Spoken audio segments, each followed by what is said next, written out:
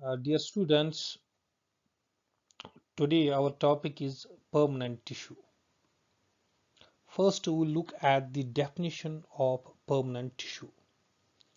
The tissue or tissues that are completely grown and have lost the ability of division are known as permanent tissues. Basically, we have meristematic tissues. Meristematic tissues, and these meristematic tissues, they are in a continuous state of division. They are always dividing, as we have already studied in the previous lecture. Then as they divide, they produce number of cells, and all these cells ultimately take some function. All these cells differentiate, and then they perform different functions. These tissues are now known as permanent tissues. So permanent tissues are basically derived from meristematic tissues, which are in a continuous state of division, and as they divide they form huge number of cells, and then these cells, they take some function, they differentiate and perform a particular function. Then these cells or these tissues, they form permanent tissues. For example, here we have a section of leaf, and these are the mesophyll cells. These mesophyll cells were basically formed from meristematic cells, but now they have attained a particular shape, they have attained a particular size, and then they are performing a particular function. They are performing photosynthesis. So for photosynthesis, they have chloroplasts, and then they perform the process of photosynthesis, and they cannot divide. As meristematic tissues divide, they form permanent the cells that are formed as a result of division in meristematic tissues differentiate, take some function, and they are known as permanent tissues. So permanent tissues cannot divide. They have actually lost the ability to divide. They are completely grown, they are differentiated, and as such they cannot divide again, and they perform a particular function. Now we have different types of permanent tissues. Let's look at them. So what are the types of permanent tissues? First is simple permanent tissue. These are also known as homogeneous tissue. They are made up of a single cell type. You have to remember that simple permanent tissues are made up of single type of cells.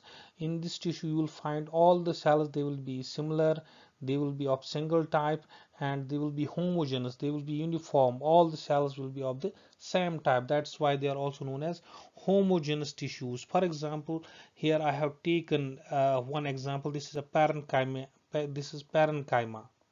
Parenchyma is a type of simple permanent tissue. There are different types of simple permanent tissues that we'll discuss in next lecture. Here I have taken parenchyma, which is type of simple permanent tissue, as an example. Here you can see all the cells, they are of a similar type. They are all are parenchymates cells. So parenchymates tissue will have all the cells that are parenchymatous cells. So the simple permanent tissues contain only one type of cell. So all the cells are similar. All the cells have same origin, they have same structure, and they perform same function. So simple permanent tissues are homogeneous tissues. They are made up of only single type of cell, and all the cells present in a simple permanent tissue have same origin, structure, and function. And second type of permanent tissue is a complex uh, permanent tissue. So as the name suggests, the complex tissues are made up of different type of cells performing diverse functions. So unlike the simple permanent tissue, which is only made up of one type of cells, a complex tissue is made up of more than one type of cells. For example, here I have taken an example of a complex permanent tissue, that is xylem. We'll be studying the structure of xylem and phloem in coming lectures, but here I have taken it as an example. So a xylem is a complex tissue. It's made up of different types of cells. It's made up of vessel elements, tracheids, xylem, parenchyma, and so on and so forth. So here in this tissue we see that this tissue has a complex structure. It is made up of more than one type of a cell, so it's known as complex tissue, unlike the simple permanent tissue, which is made up of only one type of cells. Now then, third type is, these are spatial type of tissues. These tissues, they are also included into the they are also the permanent tissues. These tissues are structurally modified to perform secretory functions. These tissues perform secretory functions. They store certain substances and then they secrete these substances whenever required. For example, this here I have included, this is a glandular tissue. This is trichome. It is usually present on flowers. It is on flower pedicels. It is present on leaves. It is in some plants, is present on the stem. So these trichomes, they secrete certain substance, they store certain substances, and they secrete it when required.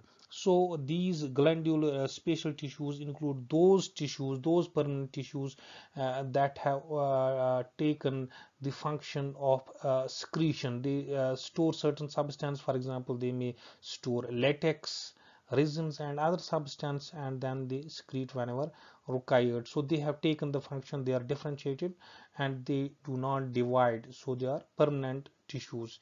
Thank you very much. Have a nice day.